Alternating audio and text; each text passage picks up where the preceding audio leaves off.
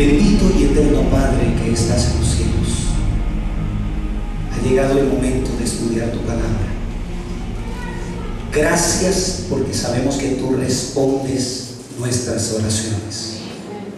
Gracias por todo lo que haces por nosotros y por darnos este lugar para que con libertad podamos exaltar tu nombre y venir a escuchar tu palabra. En este momento yo te ruego, Señor, que me quites de este lugar, porque no soy digno de estar acá. Pero en el nombre de Jesús te pido el perdón de mis pecados y te ruego que me uses como instrumento, pero que la voz que escuche cada uno de nosotros sea la voz de Dios a través de tu palabra. Bendícenos, Señor. Manténnos unidos. Si hay alguien desanimado, si hay alguien que está pasando por algún momento difícil en su relación contigo, dile que olvide lo que quede atrás y que prosiga hacia la meta, hacia el galardón en Cristo Jesús. En tus manos, Señor, coloco esta congregación y quienes nos escuchan y nos ven a través de la internet, en el nombre del Padre, del Hijo y del Espíritu Santo. Amén, Señor. El texto para esta mañana lo encontramos en uno de los libros más pequeños de las Sagradas Escrituras, pero también más hermosos. Vamos a ir al libro de Jonás. Por favor, abran sus Biblias en el libro de Jonás. De ahora en adelante, óigame bien, cada tema que se predique aquí en la Casa Blanca, en el Centro Evangelístico del Poblado, van a ser temas en series. No en serie, en series, aunque también son en serie. Vamos a comenzar los sábados, continuamos los martes, y algunas de esas series terminarán el siguiente sábado. Mínimo de 2 o 3 sermones. ¿Para qué? Para que haya una continuidad. Y esta tarde presentaremos a la iglesia cuál es la temática que vamos a trabajar en cada uno de los meses. Ya tenemos todos los oradores, los pastores y evangelistas que van a estar predicando desde aquí hasta julio 28 del presente año, todos los sábados y los martes. Y hermanos, si hay algo que nos hemos querido asegurar, es que cada vez que alguien se pare en este púlpito pueda darnos en el nombre de Jesús alimento sólido espiritual para honra y gloria de Dios. Que podamos crecer espiritualmente, que cada mensaje que llegue a nuestra vida sea un mensaje que realmente nos fortalezca y nos motive a vivir para honra y gloria de Dios. Así que hoy voy a tener el primer tema de esta serie, que la he titulado justamente como se llama el libro que vamos a estudiar: Jonás, el gran Jonás. ¿Alguno de ustedes sabe qué significa el nombre Jonás? Jonás significa paloma o mensajero de paz. ¿Quién era Jonás? A ver, acuérdenme un poquito. ¿Quién era Jonás? ¿Qué era de Dios? Un profeta. ¿Qué hace un profeta? Anuncia, va, es un mensajero de Dios, es aquella persona que es un instrumento de Dios para ir y decirles un mensaje al pueblo. Esto era Jonás. Así que empieza en el capítulo 1, versículo 1, la historia tan impresionante de este hombre. Dice la palabra de Dios. Si lo tienen, digan amén. ¿Ya lo encontraron? Vino palabra de Jehová a Jonás, hijo de Amitai, que le dijo: levántate y ¿qué? Ve a Nínive, a esa gran ciudad, y pregona contra ella, porque su maldad ha subido delante de mí.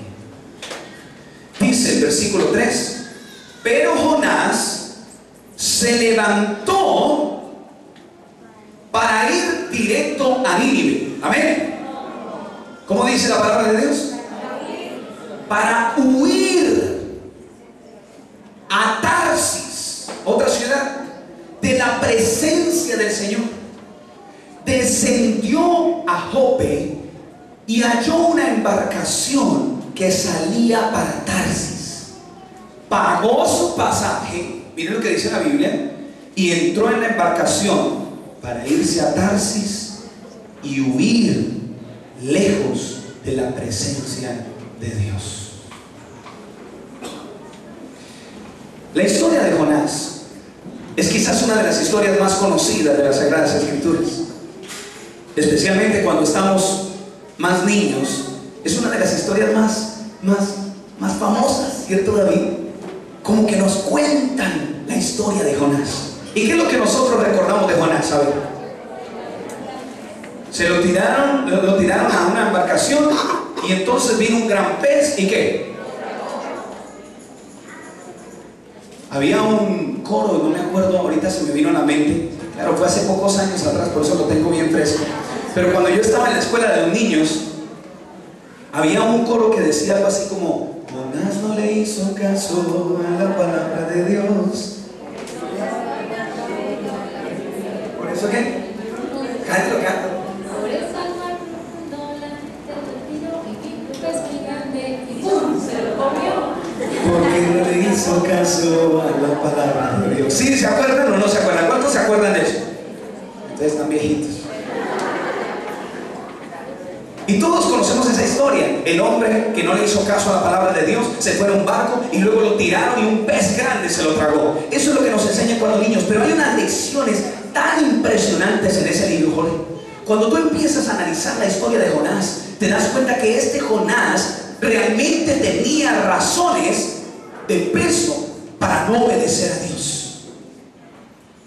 La Biblia dice que Jonás era un profeta de Dios, era el mensajero de Dios. Sin embargo, en esta historia, él, en la primera opción que tiene, huye de su trabajo, huye de su labor. Él era hijo de un hombre que se llamaba ¿cómo? A ver, ayúdenme. Era un hijo que se llamaba ¿cómo? Léanlo, Amitai. ¿Saben qué significa Amitai? Amitai significa verdad. Así que pónganle a un hijo Amitai, verdad. Amitai. Y Nínive era la capital del imperio de los asirios.